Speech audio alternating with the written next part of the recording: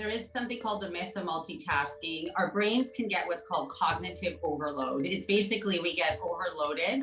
And as stress levels increase, and right now stress is the #1 health epidemic, according to research and the WHO. So that leads us to experience poor attention, poor focus, increased levels of distraction, forgetfulness, and impairment in what's called executive functioning or planning ahead, organization, all of those things that we often take for granted.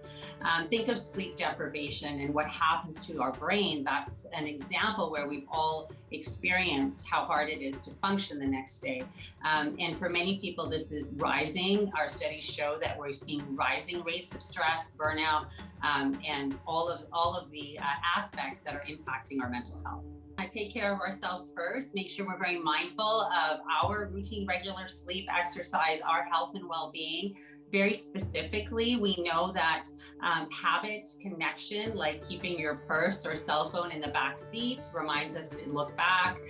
Setting alarms, this is where technology can help us. Alarms and alerts on our calendars, on our personal devices or professional devices. This is no doubt a traumatic event for that mother, the family, the larger community, including the school, and so many people involved. So coming from a place of compassion, support, not judgment, really paying attention to the families and community wishes. I believe that they have asked for support to a particular children's fund. That's a great way of showing your support. In this situation, I think we want to really also recognize that this could happen to anyone. When I first heard this story as a mother of 3, I'm like, oh my goodness, there's been countless times that I have made mistakes, whether it's looking at my phone while driving or who knows what it is. Thankfully, they didn't lead to a tragedy like this, but we are all prone. We're humans are fallible.